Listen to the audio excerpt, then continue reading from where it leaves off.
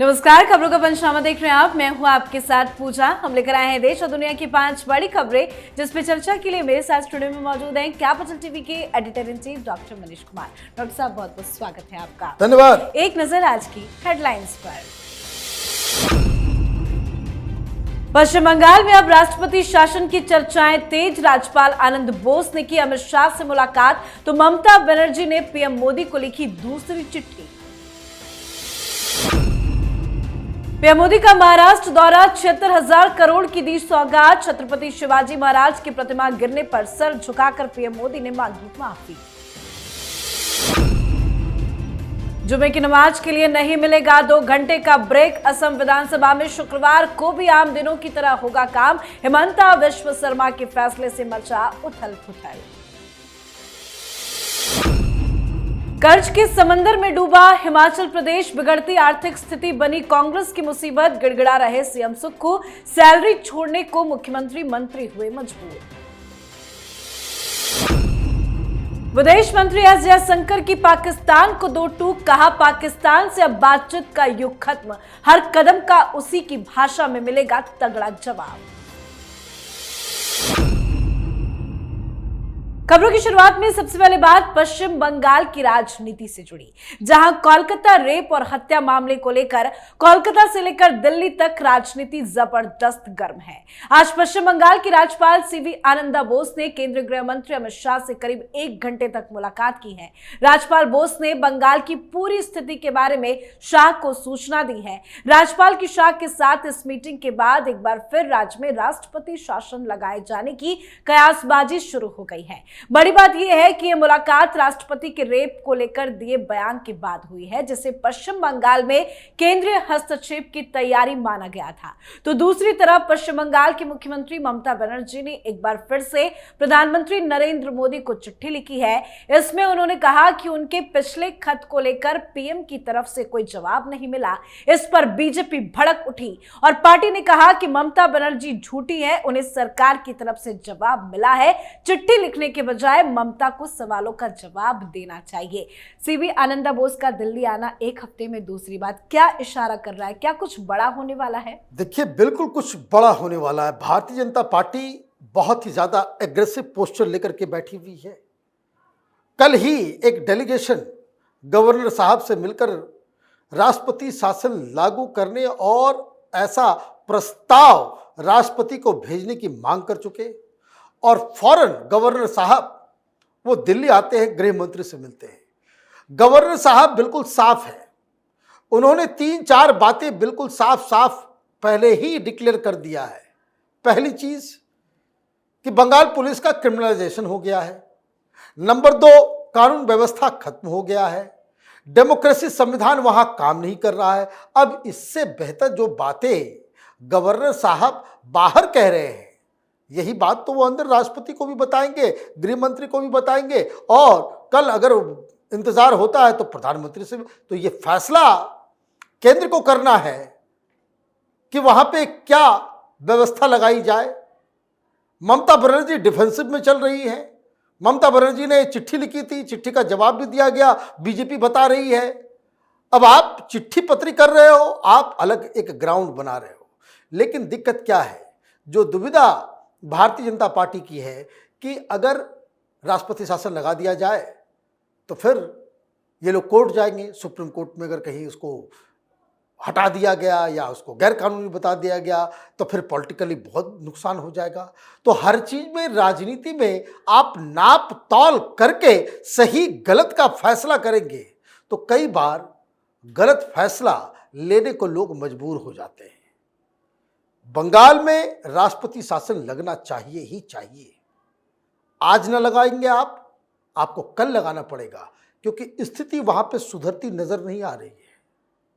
तो एक कहावत है कि कल करे सो आज कर, तो आज करना ही पड़ेगा आपको। पहले ये डिसीजन, जितना जल्दी ये डिसीजन केंद्र सरकार लेगी, ये डिसीजन उतना फायदेमंद होगा। जी, चलिए अब बात पीएम मोदी के महाराष्ट्र दौरे की। आज पीएम मोदी ने महाराष्ट्र की जनता को करोड़ों रुपए की परियोजनाओं की सौगात दी है। पीएम मोदी ने यहां 76,000 करोड़ रुपए की वाधवन बंदरगाह की आधारशिला रखी। उन्होंने लगभग 1,560 करोड़ रुपए की 218 मत्स्य पालन परियोजनाओं का उद्घाटन और शिलान्यास भी किया। इससे पहले उन्होंने सुबह मुंबई में ग्लोबल फिनटेक फेस्ट 2024 को भी संबोधित किया था। पालघर जिले के दहानु शहर के पास स्थित बधावन बंदरगाह भारत में गहरे पानी में स्थित सबसे बड़े बंदरगाहों में से एक होगा और अंतर्राष्ट्रीय समुद्री परिवहन के लिए सीधा संपर्क प्रदान करेगा, जो एक बहुत बड़ी सौगात मानी जा रही है। इसी के साथ पीएम ने इस दौरान पहली बार छत्रपति शिवाजी की प्रतिमा गिरने के मामले में प्रतिक्रिया दी। उन्होंने कहा कि छत्रपति शिवाजी महाराज हमारे लिए सिर्फ एक नाम नहीं है। आज मैं अपने भगवान छत्रपति शिवाजी महाराज से सिर झुकाकर माफी मांगता हूं। इससे पहले भी अजीत पवार माफी मांग चुके हैं, देवेंद्र फडणवीस भी माफी मांग चुके हैं और आज पीएम मोदी ने माफी मांगी। लेकिन विपक्ष इस पर राजनीति क्यों कर रहा है? देखिए, हादसा शर्मनाक है। आप इतनी बड़ी मूर्ति बनाते हैं और वो समुद्र के ढेव में, आंधी में, तूफान में वो गिर जाता है, तो पहले तो उन लोगों को गिरफ्तार करना जरूरी है। मुझे मालूम चला है कि कुछ लोगों की गिरफ्तारी ऑलरेडी हो चुकी है। माफी मांगना भी लाजमी है। छत्रपति शिवाजी महाराज कोई ऐसे छोटे मोटे आइकन नहीं है। हिंदू राष्ट्र के संस्थापक हैं वो, और उनकी मूर्ति के साथ अगर इस तरह से होता है तो प्रधानमंत्री ने सही काम किया, माफी मांगनी चाहिए थी, उन्होंने माफी मांग ली।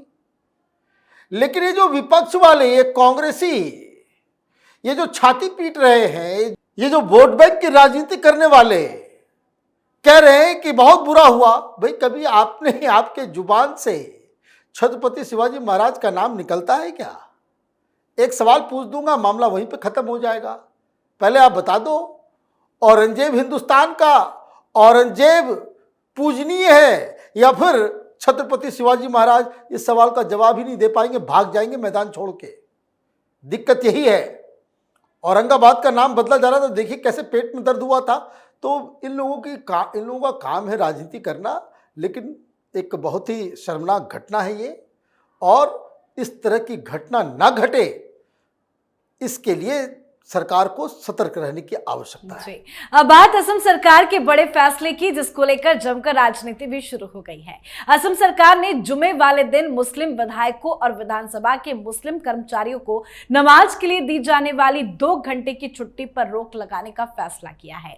अब शुक्रवार के दिन असम विधानसभा में भी आम दिनों की तरह काम होगा। इसकी जानकारी सीएम हेमंता विश्व शर्मा ने एक्स पोस्ट के जरिए दी है। हेमंता विश्व शर्मा ने पोस्ट कर कहा कि 2 घंटे के जुमा ब्रेक को खत्म करके असम विधानसभा ने प्रोडक्टिविटी को प्राथमिकता दी और औपनिवेशिक बोझ के एक और निशान को हटा दिया है। अब इस फैसले का विरोध भी शुरू हो गया है और राजनीति भी हो रही है। एक के बाद एक धांसू फैसले ले रहे हैं हेमंता विश्व शर्मा, पूरे फॉर्म में नजर आ रहे हैं। देखिए, चौके छक्के मार रहे हैं, लेकिन मुझे ये समझ में नहीं आ रहा है कि ये छुट्टी दी क्यों जा रही थी। वाई? इस्लामिक मुल्क है क्या? या आप ऑफिस में दूसरे धर्मावलंबियों को, हिंदुओं को सामने आरती करने के लिए छुट्टी मिलती है क्या? भाई, ये क्या तर्क है, समझ में नहीं आ रहा है। कांग्रेसी अपीजमेंट पॉलिटिक्स के बारे में जितना भी आप खोदते जाइए, एक के बाद एक चीज निकलती चली आ रही है। इस तरह की प्रथा तो पूरे देश में बंद होनी चाहिए। आप आज विधानसभा बंद कर रहे हो, कल बोलोगे ट्रेन नहीं चलेगा। जिस ट्रेन के ड्राइवर और गार्ड और कर्मचारी जो स्टेशन के वो मुस्लिम हो गए, वो जुमा के दिन सब कुछ स्टैंड स्टिल। ये सब काम तो मुस्लिम इस्लामिक कंट्रीज में नहीं होता है, जो यहां जो है हो रहा है। दिक्कत क्या है, लगातार 2 छक्के पड़े हैं। कल मुस्लिम मैरिज एंड डिवोर्स एक्ट 1935 को डस्टबिन में डाला गया। ये काजी लोग जो बीच में कैंची चलाते थे, अपने मनमर्जी से रजिस्टर होता था, अपने मनमर्जी से रजिस्टर नहीं होता था। कोई 3 शादी कर रहा है, 4 शादी कर रहा है, कहीं कोई लिखा पढ़ी नहीं, बच्चियों की शादी कर देना, तो कल वो कानून भी खत्म हुआ।